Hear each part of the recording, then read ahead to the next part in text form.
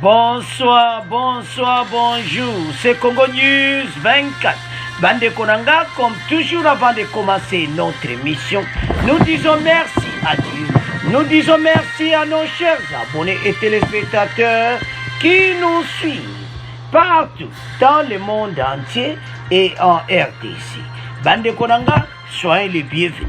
À la une, Bandeko et Yindi, premier lot du gouvernement, 1000 tonnes de surgelés, Bandeko, Obalwaka Thompson, Soso, Oba Poulet. Donc, Yindi si na nenga mukete donc, maison tikali égal nyoso bakokangama. Soko boy na yoko kitsa prix. Tikano kotika. Pour gouvernement biloko yi. Alors Bandeko, talo muke, somba muke, teka na talo muke. Ezaya koinda, esi yindi. Deuxième point, chers téléspectateurs, et Yindi, Matata interdit de quitter Kinshasa Bandeko. Bapekisi akoy kobimati. Alors, Matata Mponyo aye koloba boko yo interview ya Matata Mponyo. Eza ya koyinda na émission oyo. Toko développango ensemble. Troisième point Bandeko na ngai. Boyoka oyo armée ougandaise basali na Beni Bandeko na SARDC et yindeli les ADF. Alors Bandeko nanga toko développer ensemble. Alors Bandeko nanga biso na biso bandi et comité auto sola masolo ya mboka partout place ozali liemsa baninga été erekoki tozala tout autour la Congo News 24 pour tout développer masolo. Alors, Bandeko nanga toko bande mission avec la bonne nouvelle de la RDC. Oyo fatia prometaki bilo Congo Bandeko ya. Bandeko gouvernement tali gauche, tali droite égal aboko kitsa biloko. Bangul bandeko Congo nyoso baboko kitsa bazo tchaka mobula lo fatia bino nzela mukusi. Biso moko tozwa batasika o bako tekela ba Congolais biloko. Balo, soko kedaka na égal okelisu kunati makamba sikeye dongo yoka 1000 tonnes ekomi na Kinshasa, premier lot du gouvernement surgelé gelé à Matadi ba recevoir yango le lundi. Bo comprendre sikoke Soso Thompson pamba faux prix. Soko bego kitsa tika koteka. Soko lingoteka primuki. Congolais alia bien. Le gouvernement annonce avoir réceptionné le lundi 29 novembre la première livraison au moins 1000 tonnes de gelée et surgelée à Matadi, dans le Congo central. Rapporte les sources proches du ministre de l'économie nationale, Jean-Marie Kalumba, qui précise que cette livraison entre dans le cadre de l'accord signé entre le gouvernement de la RDC et la Namibie. Bandeko ba yokanaki ba monete peuple congolais et comitant oyo ba sala musala oyo. Pourquoi? Ba meki ko solo na ba société a minene égal oyo a fournisseur ba produit belé surgelé na gelé na Kinshasa. Baza ko tia mutu makasi ba boko kitsa biloko. Oye bien, tala le moso de taliko batio balingi mboko te. Bankolo égal wana. Basaki bakambi pe mboka te. Mais ceux qui bozo bokitsa biloko, est-ce bolinga ka ba Congolais vraiment? Alors, avançons. C'est en présence du gouvernement par intérim du maire de Matadi, une délégation du ministère de l'économie nationale, des importateurs et des habitants de la ville de Matadi que ce premier lot a été livré. Ba importateur parce que gouvernement moi qui yema coopérer na bato asika po ba egalo yo bato tu basala ba shomba libare na Kinshasa baza ko teka biloko cher Kongola ko kasiko somba biloko anati. Il faut Kongola banako jwa Thompson o kaka pamba ata 500 francs. Donc 500 francs au lait. Wana mboke changer. Mutataza na kwa yebi na 500 francs na kojwa Thompson. Avançons. Selon le service de communication du ministère de l'économie, il s'agit de la première livraison de produits de plusieurs tonnes de chinchard qui vont inonder les marchés de la RDC. Et plus tard, et plus particulièrement de Kinshasa. La même chose ajoute que ce processus va se poursuivre dans toute l'étendue de la RDC. Et Zaya Kouinda, et si il pour Congolais, Kaka Thompson, Mpio Dio Kaka, mais il faut Congolais, on a pris un mouquet. Donc, bande ko partout ko zanongo na faux prix. Rango ba mama Gambela. Ba mama Zan. Soko jaki biloko ba carton soki ne egalo. Soki wapi ke sabo en tout cas. Bojo ba plana bi. Kuna fracha indisi. Po ya fachita ngokoma na kin. Ese na matadi. Na faux prix. Ngaye ba bebi na bango. Siko tokomona pena ke mbako koma pena na kolera danze. Mais ba sololi na bino. Ba ebisi bino. Balbert Yuma, bango nyonso ba telemeli makambo oyo. Lokola ya eza présent des petites et moyennes entreprises. Babweko kitsa biloko, ibazo pesa ba raison na bango. Alors, Congolais continue à souffrir dans ça. Non. Gouvernement atali gauche, atali droite, a lobby comme étant oyo, ba Congolais balia. Parce que be fort et salamina ndenga mukete bandiko nangai. Sikoyo, wana ezaka ka premier lot. Bongo l'air sikoyo, deuxième lot ekoya. Ngai. Ba bebi na bango. Parce que, tango deuxième lot ekoya, wana penako, donc, parce qu'avant Noël, babiloko eza na nzela, ba soso, bango baza na problème sérieux. Alors, bandeko na ngai, na point oyo bandeko, toyeba ete gouvernement lingi asunga mboka. Alors, bandeko na ngai, makambo ngo tango ba prometaki bato bazomona ka biloko kita te, voilà boye. Tala, président zo sala pona mboka. Ba Congolais boko yoka to tiela bino extrait, boyoka ndeni biloko ngo eyaki. Parce que awa to lingaka vérité. Parce que comme balobi biloko eye eza annoncé à la radio-télévision congolaise, boko yoka yango bandeko nanga biloko eye. Deza no kuna makama okele gauche droite, alors ba maison no kuna be égal. Ba maison on il faut pas sentir penako. Ba mona penake oui parce que balinga ko to sati. Alors, sans plus tarder, to yoka ne facha yini Kinshasa. Bongo to continuer mission na biso. Économie. Peu avant les fêtes de fin d'année, plus de 1000 tonnes de gelée surgelée viennent d'arriver à Matadi dans le Congo central sur fonds propres du gouvernement. Ce, selon des sources crédibles proches du ministre de l'économie nationale, Jean-Marie Kalumba, qui ont livré cette information à la presse ce lundi 29 novembre ici à Kinshasa. Paul Matendo, il s'agit de la première livraison des poissons dans le cadre de l'accord signé entre le gouvernement de la RDC et la Namibie. Selon le service de communication du ministre de l'économie nationale, Jean-Marie Kalumba, il s'agit effectivement de la première livraison de plusieurs tonnes de chinchard qui vont inonder les marchés de la RDC et plus particulièrement de Kinshasa.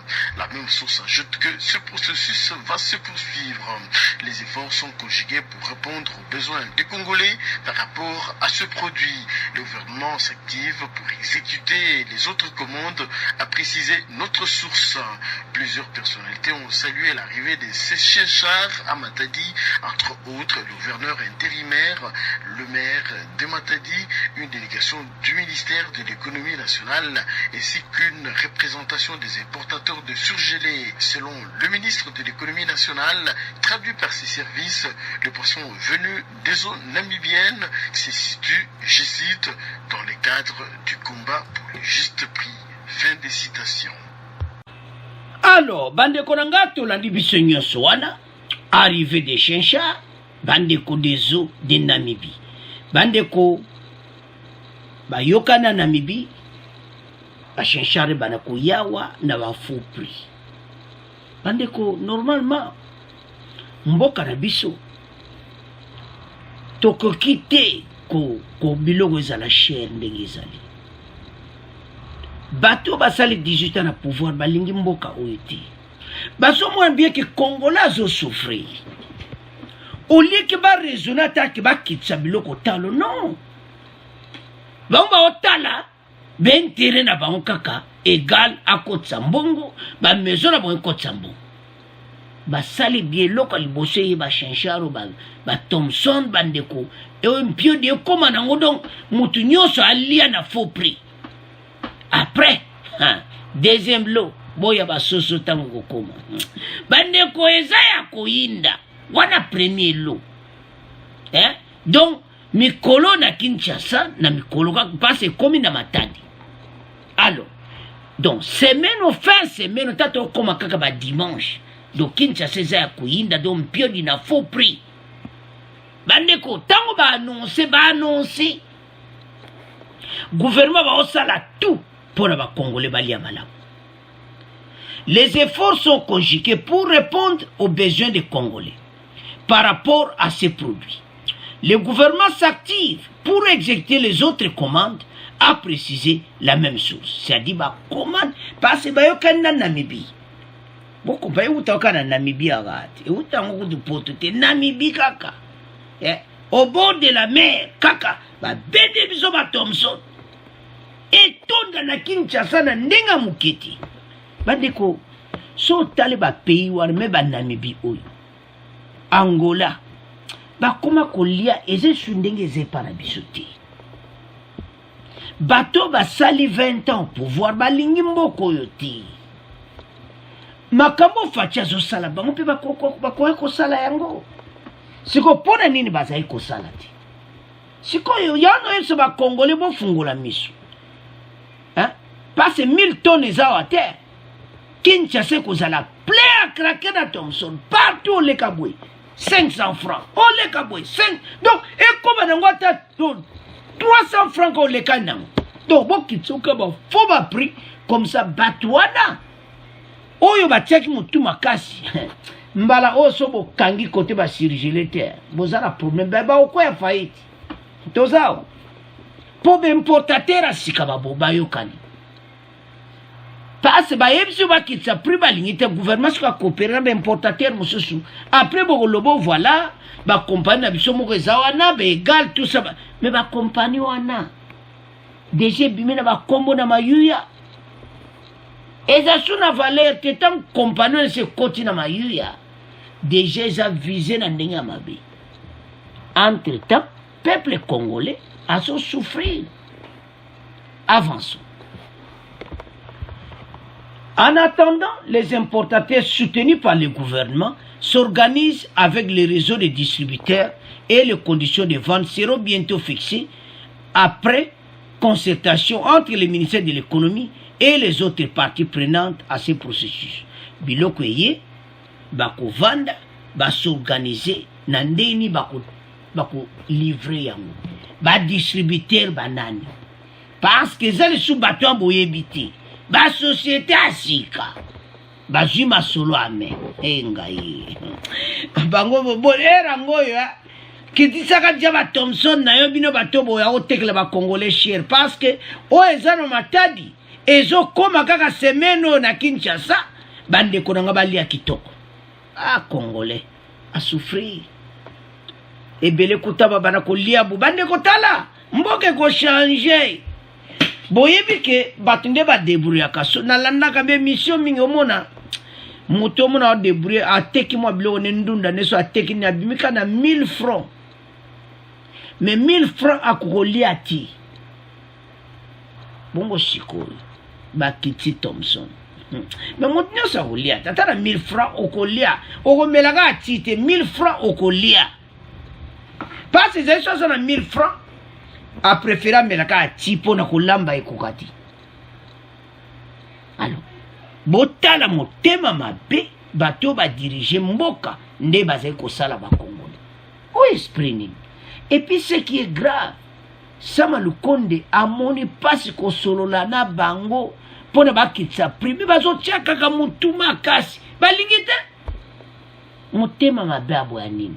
Alors Sama Lukonde et le gouvernement de guerriers avec son excellence Félix Tshisekedi balobia allez bosopa yango soko boko kitsa prix yomoka okokitsa parce que bakosombela ti ya moins cher ezakuna sikoyo loli boso ye bashensha alors sikoyo ya basusu eza deja na nzela engai babebi na bango. Donc Noël kolia kitoko kolia malamu bakongolais masolo yango ebandi ntango ebandaka ekokontinue parce que bazwi basociété asika epuis ezowuta poto te Namibie faci yo oza fin. Alors totika yango na bino tokomokende sikoyo na deuxième point. Alors bandeko na nga Matata Mponyo interdit de quitter Kinshasa. Aliwana a fâché na ndenge mokete aleki na conférence de presse boyoka bandeko a fâché na ndenge mokete a fait Bukanga Lonzo. Je suis devenu prisonnier politique dans mon propre pays. Matata alobi na komi prisonnier na mboka na ngai balingi kotika ngai ti bandeko. Matata Mponyo fa yebaki mbongo a EDC bunga même yena va confirmer que yé mutazu passe à Zosamba mais y a combien mérite à lui immunité parlementaire na eba se balongola et kozonga te il faut samba maintenant bazo tinda ye na cour de cassation dossier na eke kuna batu bakanzaki Matata comme libre non. Yanto ese ba Congolais ki boti ya kolobo Matata batiki yeti eza processus ba avocat na ye ba soulevaki selon constitution na biso cour constitutionnelle ko juger ka soko aza premier ministre mais le quoi ça longo premier ministre ba komo juger na rang ya bato na nyonso autorité na cour de cassation ndengo mo ba ministre nyonso ba osamisa ba na cour de cassation. Mais yes ya longwe donc aza commune kaka ndenga zawana sénateur na cour de cassation parce que ba sénateur ba samsa ba kuna. Dans une conférence de presse tenue ce lundi 29 novembre à Kinshasa, l'ancien premier ministre Augustin Matata Mponyo s'est exprimé sur l'affaire judiciaire qu'il oppose depuis quelques mois tantôt au procureur général près de la cour de cassation, tantôt au procureur près de la cour constitutionnelle. Alors, il y a dénoncé Azomonake et commis politique. Bon, yoka. Et ça, le souma comme justice, et commis parce que y a un candidat valable en 2023. Matata Mponyo. Bon, va voter au gars. Et ça, mboka na biso mboka makambo. So coopérer kaka. Batu pesi batu mo ba tricot, mais ba Congolais va changer Matata. Ba Congolais yebaki na 2018, ba sou ba Congolais wana ti. Réseaux sociaux c'est l'axi ba Congolais banzela. Alors Matata ko kantsele que ça facile. Batu ba voter au kabongo. Ato pesi cop. Ba ko zo bo pesi lar Matata. Bo voter ngai. Biya ya jupe lar atie na poche aka sombela ngo Thompson. Encore Thompson c'est quitté na kin na lerwa. Bon to avancer maso. En croire Matata Mponyo, le procureur près de la Cour constitutionnelle aurait déjà transféré le dossier concernant les parcs agro-industriels de Bukanga Lonzo au parquet général près de la Cour de cassation, alors que cette dernière n'a pas qualité de le juger. Wana selon yo Matata. Constitution le bongote. Constitution le que yo ce qu'on a premier ministre ba Cour constitutionnelle ko juger. Ce qu'on a premier ministre c'était au komenaka ka sénateur, ba sénateur ce qu'on a un problème qu'on n'est pas ba ko samisa yo na Cour de cassation. Eza ya koinda esi yindi. Tala bandeko. Au moins Matata bato nyonso ba vivre na période ya 18 ans ba revaka. Ba mona ka ke voilà biso tozaka bo wana. Mais bazoye bateki Félix Tshisekedi a ko changer mboka. Malgré état de droit, les hauts et les bas, tu as vu que ça n'a pas point monsieur, tout le monde appelle que oui, ils ont boité, mais air moko, écoutez les mains. Tu as un espoir, parce que tu as lu en athée, pour critiquer on a deux lobake bazo ça l'effort parce que bazo ça lelo na 18 ans basala kiti ata coup d'état de droit ngozali pena l'autre zo mona pena biente mais oh ba on va au sala na 18 ans tu ko zo ngote yango tia to lobake to tika ba on va continuer musala matata pour na zo mona ki mutu mota ko jiji wana azo mona ki eza injustice.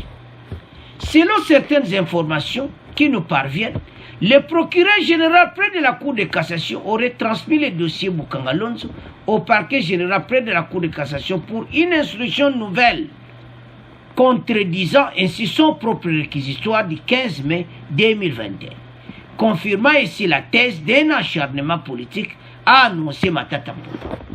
Matata Mpoyo a lobby comme acharnement politique. Ah, aso kama na pomi bande ko vraiment Matata Mpoyo pena cheli baya. Ah, bon, aso croire na aza optimiste ayebi ke ekokoleka.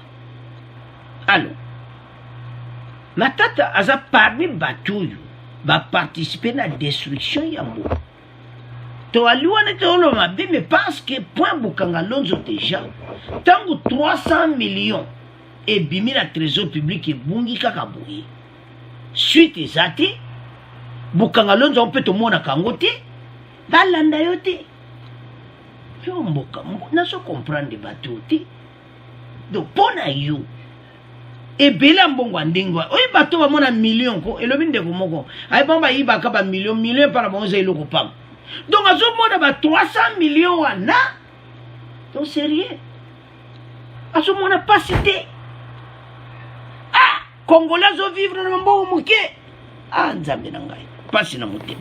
Alors toyo ka Matata Mpoyo bon to continuer mission na biso parce que ça chauffe.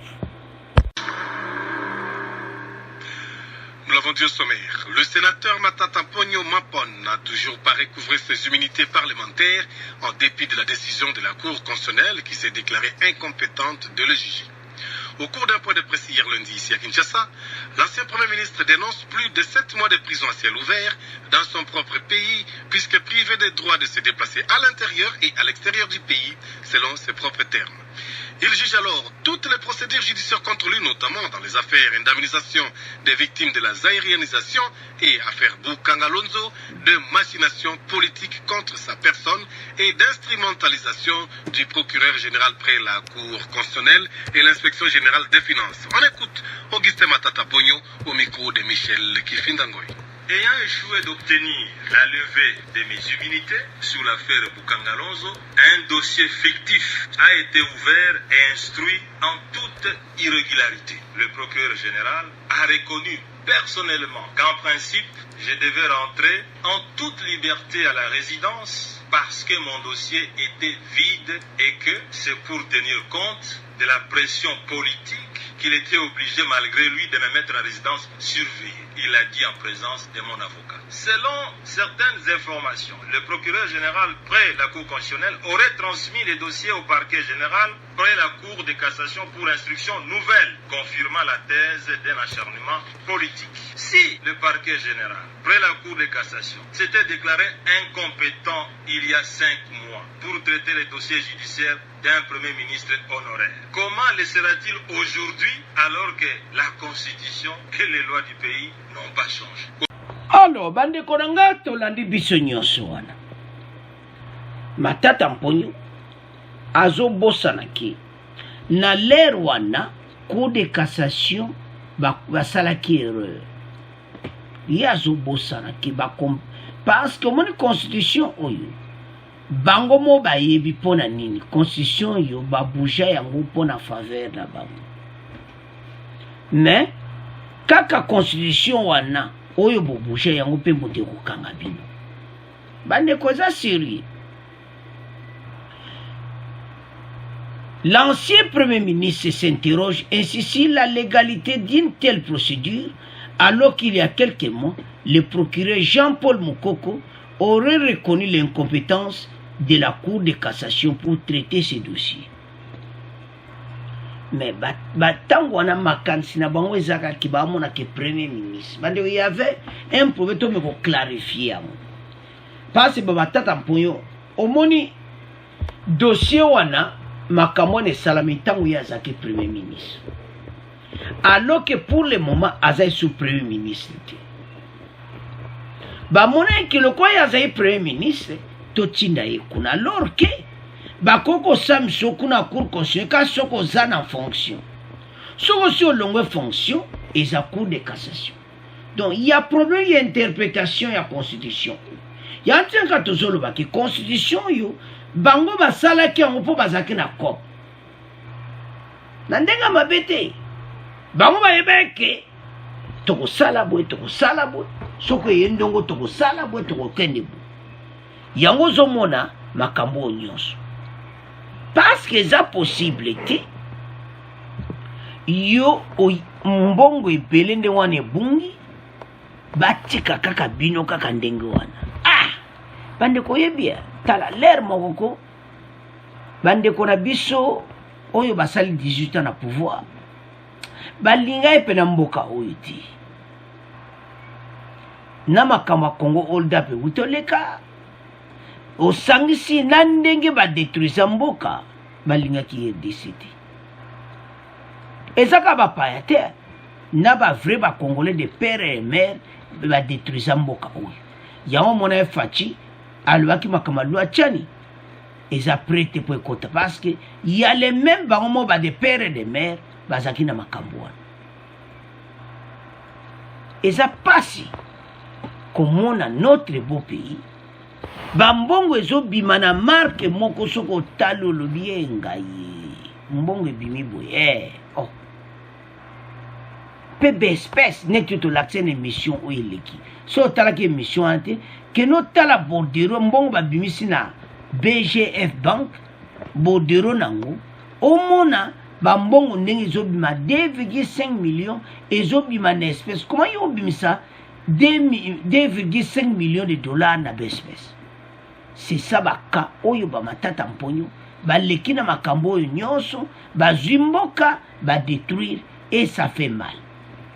Mais ba congolais et comme étant parce que tokoki ko accepter les sous makambo yote mboka na biso fait kende de l'avant banguna Congo nyonso efe babima na poisa pona l'air wana congolais nyonso afungoli misu pona mboka na ye parce que tolandi matata mponyo wana matata mponyo azolo ki ba pekisi ya abima aza prisonnier dans son propre pays. Oui effectivement balobi akobima te parce que azaka mokangani dossier na ye ba transférer yango akene kosamba na cour ya cassation. Alors lokola azokene kosamba na cour de cassation, alors matata mponyo azolobaki il fallait batika ye libre. Non bakotika o libre bongo te bandeko bamatata il faut bayeba mabe oyo basali ba congolais parce que c'est difficile bambongo ekei na ndenge moko donc nayebi te soki bango moko bazo sentir yango bazo mona pena ke oui mbongo pende ekei parce que ezo sala pe mawa RDC oyo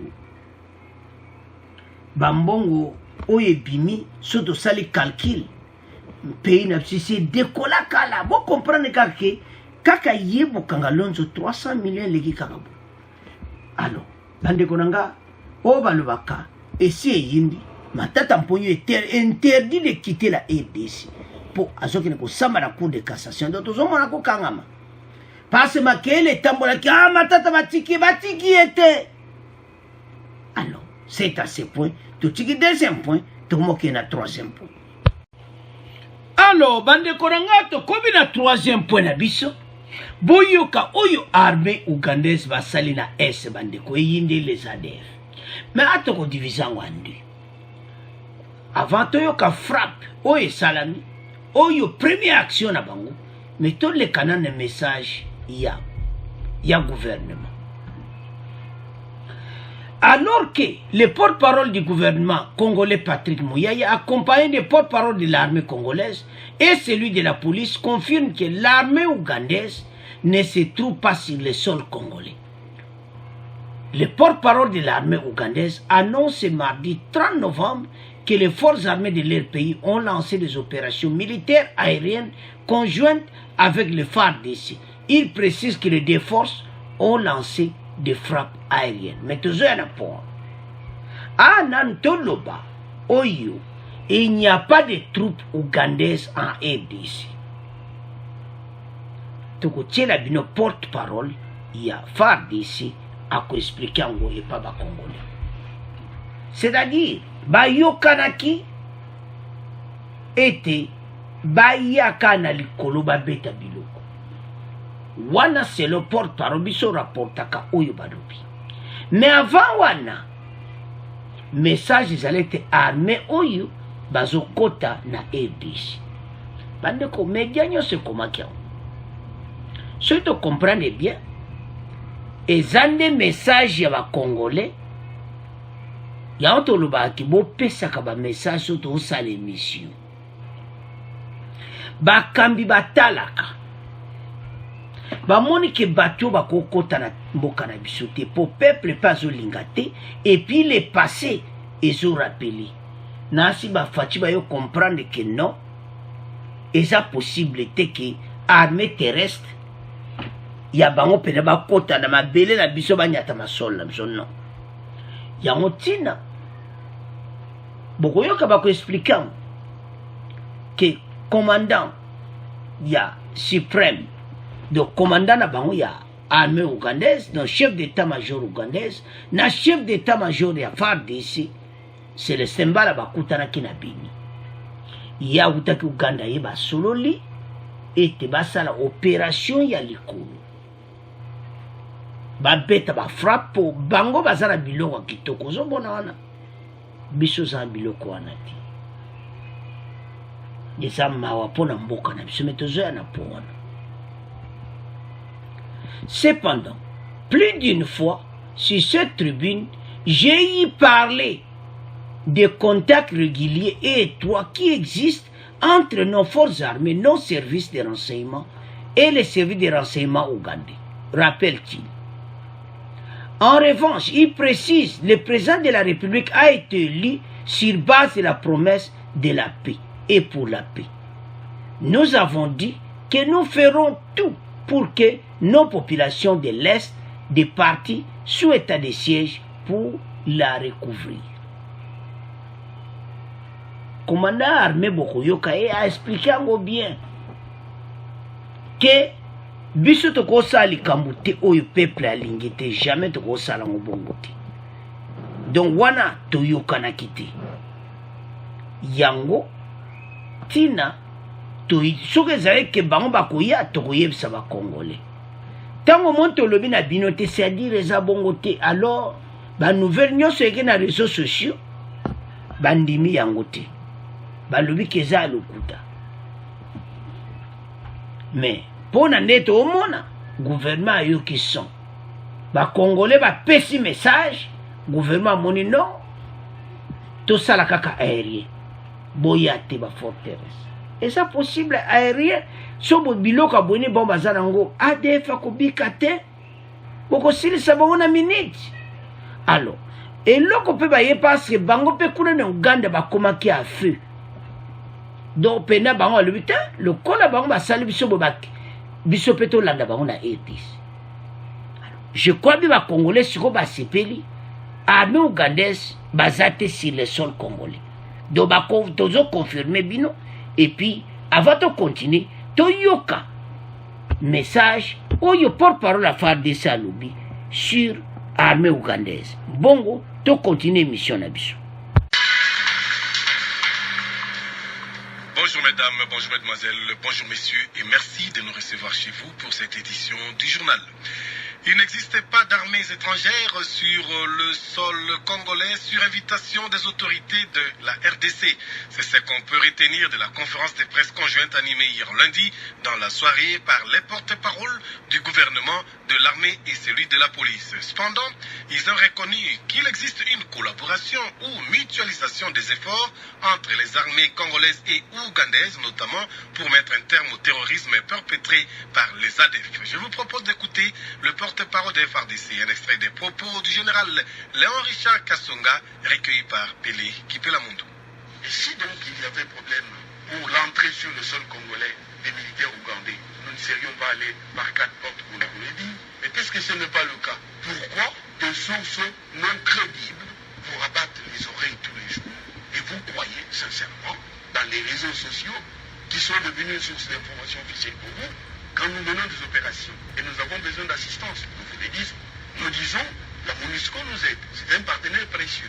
Nous ne cachons pas cela. De la même manière, si on avait voulu avoir de l'assistance ou de la troupe venue de l'Ouganda sur le sol congolais, on serait encore venu vous dire, à partir de telle date, nous avons fait ça et ça. Mais ce qui est vrai, le 25 mai de cette année, le chef d'état-major général de nos forces armées avait rencontré son homologue ougandais à Béni. J'étais présent. À cette occasion, un seul point à l'ordre du jour, mutualiser les renseignements de manière à identifier, localiser et cibler des actions contre l'ennemi commun là où il se trouve des part et d'autre de la frontière, l'ADF. Nous, on a accepté de mutualiser les renseignements en exécution de la volonté politique exprimée par le chef de l'État, notre chef de l'État, en concertation avec ses collègues de la région. Autre nouvelle, les évêques membres... Alors, bande konanga tolandi biso nyonso wana. Il n'y a pas de troupes ougandaises en RDC.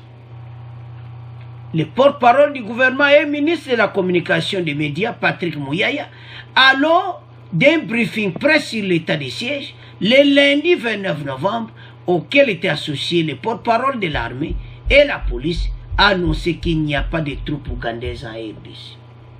Mais c'est toujours mon amoundé. Ben, yo qui sont? Alors, ben, boy, ben, on bazar. Donc, peuple pena, bon, pesa ba message toujours. Tous aider le gouvernement. Si on va que le peuple a le bien, bisote, tant que on a un message, ben, qu'on tombe au Canada des réseaux sociaux, ben, le bien, non. Alors, ce qui est vrai, accord est allé. Mais, les extraterrestres aériennes. Donc, biloko moto, ezo utana likolo. Alors, tant que ce qu'on a pona, oyo, armée ougandaise, basali na Est. L'armée ougandaise annonce avoir lancé avec le FARDC des frappes aériennes contre les positions des ADF. Bandeko va confirmer.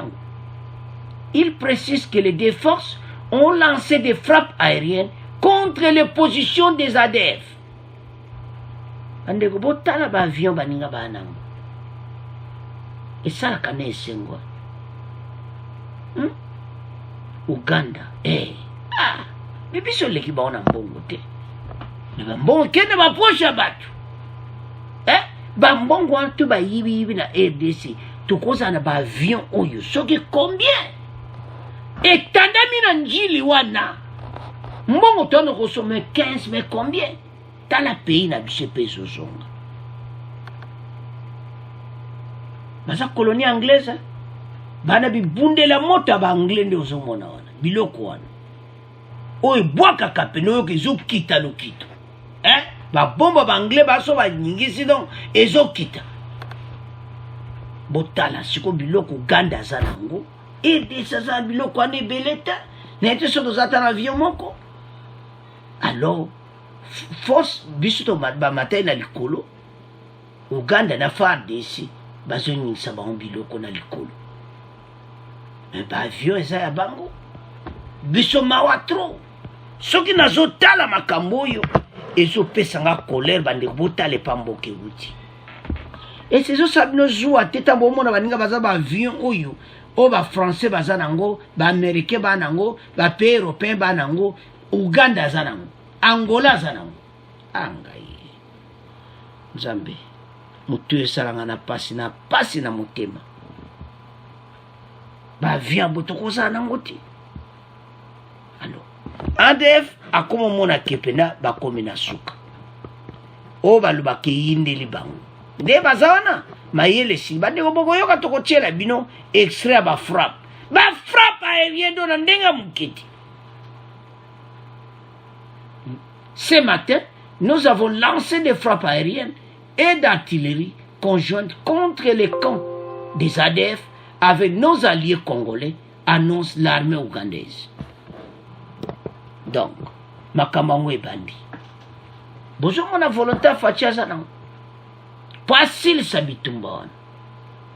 Je crois bien. En tout cas, oyo bisonyo stoko soutenir ango. Parce que bazana sol congolais. Donc, mutu ako soutenir ango te. Alors, botale malam. Azando kia Congo. Bisonyo faut soutenir union na armée ougandaise. Na likolo. Tobonasi. Alors, frappe et betama lelo déjà dans ba dégâts dans. Zamona.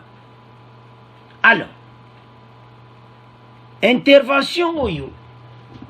En tout cas, batu ba sepele na. Tout le monde est d'accord. Ba moni pena que oui. Il faut biloko koya. Ya moto pena yo ka pena panzi ba mona kata samba. Ah baba di bagwa do. Ba kota do na kado parce que biloko ba ndeke mataka. Bo comprendre. O biloko ba français ba kino tindika na Libye. Yango biloko yo. Il faut penza enyingisa zamba wana. Do bae bango moko déjà batia maboko likolo po bako kufa. Yango message c'est pas ba jeune congolais au bazana kata zamba bobina. Po ade fota masolo negosila. Bino moko zo ape biloko. Alors bae ba base na bango. Bale bazo bombarder ba base na monyoso na likolo. Do basili sapena ADF asila. Monza menazala. Parce que bango na Uganda makamuna biso ADF bazo mona okabu. Mais tango ADF baniko nyingisa na mboka na bango yango moni bayembango. Yango to esaba congolais tala. Tant tozana ngwa exactement où tozala ensemble. Parce que déjà ndenge makambo ebandi tokoyoka penaki est avancement di kozala. Do 2022 ko aussi la te makama solo to bitumba est ici. Ce qui va continuer bon. Alors, toyoka nde ba bombardaki. Bongo to continuer mission na biso. Billy Van Lutumba vous présente ce journal. Les FRDC et l'armée ougandaise ont cloné aujourd'hui dans la matinée des positions des rebelles ADF dans la chefferie de Watalinga, dans le territoire de Beni, frontalier avec l'Ouganda. Plusieurs détonations d'armes lourdes sont entendues dans la zone. Suivez les explications de Martial Papi Moukeba. Des sources locales dans la chefferie de Watalinga indiquent que ces pilonnages ont été menés par l'armée ougandaise sur des positions des ADF situées dans la région de Kichanga, près de Madina. Une information confirmée par la porte-parole de l'armée ougandaise. Le général Flavia Picasso parle d'une opération planifiée et menée conjointement avec les FARDC. Ce matin, l'UPDF et l'armée congolaise ont pilonné les positions des ADF. Il ne s'agit pas seulement de l'armée ougandaise. Cette opération a été planifiée par les FARDC et l'UPDF. C'est une opération conjointe. Du côté des FARDC, aucun commentaire au sujet de cette opération. Le lieutenant Anthony Mwalushai, porte-parole des opérations Sokola 1, se limite à appeler la population au calme, faisant remarquer que l'armée congolaise est en opération dans la zone. La population doit se calmer. Nous sommes dans une zone opérationnelle et l'armée a une mission de traquer d'une manière définitive les ADF. Si on a des informations sur les ADF, on ne peut pas passer dans le média commencer à dire que demain nous allons attaquer les ADF. Sur son compte Twitter, le porte-parole du gouvernement congolais parle d'actions concertées avec l'armée ougandaise. Comme annoncé, les actions ciblées et concertées avec l'armée ougandaise ont démarré aujourd'hui avec des frappes aériennes et des tirs d'artillerie à partir de l'Ouganda sur les positions des terroristes ADF en RDC, écrit Patrick Mouyaya. Beni, Martial Papi. Alors, bande konanga tolandi biso nyonso. Komande ba bombardaki ba position ya ADF. bartillerie bandeko elelaki na ndenge ya mokete.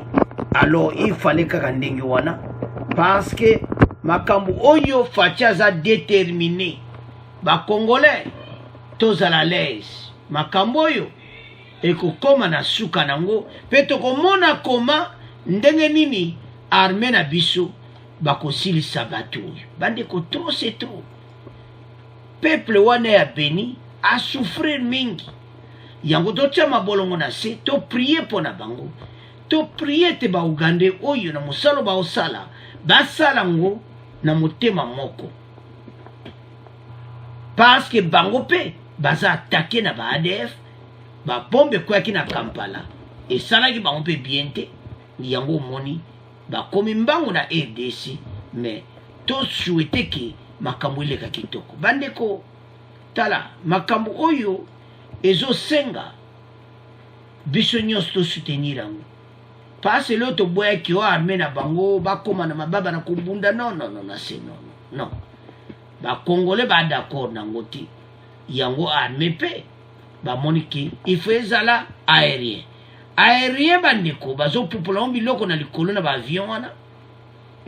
Alors ADF azana biloko wana ti donc ça moyen kosilisa bango pena très propre yango tolobana ba congolais ti gouvernement oyo bazana posa obongisa mboka mais yo ngana yo to soutenir bango neti ekomi nango makambo ya likolo eza lisusu makambo asete. Alors to soutenir bango parce que ekomi temps oyo basilisa badongolo miso oyo o bazoboma bandeko na biso na bato basala akop na bango bakop na bango ekufu parce que makambo ebele bandeko bozomona kaka makambo wana état de siège bitumba eza osaka nango te. Pourquoi tozoloba bongo? Parce que ebele balingi yango te so tali mpe raison balingi yango te baoloba yango te parce que baomo bayebi mpo anini baolinga yango te bozoboya yango. Pourquoi? Alors toyebi ete makambo nyonso ekosila makambo nyonso ekokoma na niveau ke pena ke peuple akomi na kimia parce que pasi ya boye toko continue boye te. Alors nde tolandi wana ke so tolandi porte parole sikoyo ya tobana na Uganda alobi ke baartillerie banyise balobaki na anglais boyoki mpe ndene baexplike yango. Alors baposition ya ADF nyonso bayebi place bazali yango ntina toza koloba ke tozozanga ndeni ya kokoma place bango bazali tozozanga babiloko ebele mpo esalaka mpasi nga so ekomi na point oyo nakoma pela mpasi na motema nde tolekisi kaka 20 ans kaka boye toza ata na avion de chasse te.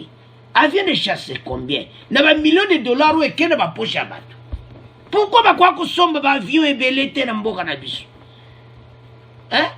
Boyebi ke baavion oyo eredusaka perte ya bavie humaine ya basoda na biso.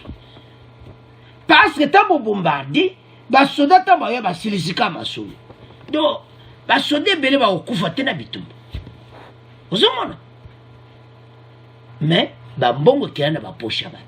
Mawa tala ba Uganda na fierté sur la zota ba avion na bango. Avance. Alors côté FARDC balobi boy to landi porte parole la FARDC alobi que ça possible ti te expliquer ka position ya ennemi na média. Alors balingi ngoti balobi ka ke ba yebisika peuple azala calme makele na minduki wana ezali nde bango bazo bombarder. Mais bakolo bate so ba bombarder wapi bandi woitiani aolo babongo parce que ADF aza déguisé na kati ya peuple donc aza donc lokola virus mobo aya changer ne couleur au monde ka nzela boni de congolais nzona za ne ADF yango tina alingi ko lobango te na micro parce que so ba yi position quand les mêmes mutuana yo qui allait à transférer message kuna que voilà ba attaquer place boy allez ADF akimi non. Et comme tant ba traquer bango ba beta bango biloko à likolo ba silisa masolo. Alors so tozo ta la volonté ya gouvernement tozo mona ke to ke ni côté à bien to que vraiment donc makamutu ko zala kitoko donc mboka ekoke na direction bien to esa ba congolais to soutenir gouvernement oui balingi mboka pase beforo nyonso nati kokopere bakamutuna nde baosala bazolakisaki baza na besoin fati besoin na ye soki makambo ezala possible même na fin de l'année okaka makambo wana esili peuple abeni akomo vake libre bamere bakoke bilanga bakombe na lese na kati ya zamba parce que trop c'est trop so tali nde baza bitumba wana baza koya bakoyiba na baminere na biso yango mona problème oyo ezosala biso pasi mais un jour makambo tout ekokoma histoire peuple congolais akosepela parce que bandeko na biso bazwi liberté parce que omwana beni moto azoyeba te so akebilanga oyeba te soko akozonga ebele mpe na asire bakende asu bilanga te bamama na biso basouffrir makambo na ya baviole makambo ebele alors ezosala mpasi soki otali ke RDC kwe moko boye bazosouffrir bamosusu bazovake librement na baactivité na bango non tolingi bongo te esengo biso ozala na Kinshasa bango mpe na Beni baza na esengo wana parce que baza bacongolais baza bandeko na biso tokoninga te bakontinue kosouffrir na maboko ya soi-disant les ADF alors makambo ezokoma na suka babombardement likolo ezoya mpe ya mikolo ekoya toyebi te so baarme mosu ekojoindre bango parce biloko ya likolo toyeba na kokita nzambe wana to amienne ADF masolo esili c'est à ce point tokoma clôturer émission na biso bo abonner massivement bo partager bandeko pour to avancer au revoir à la prochaine.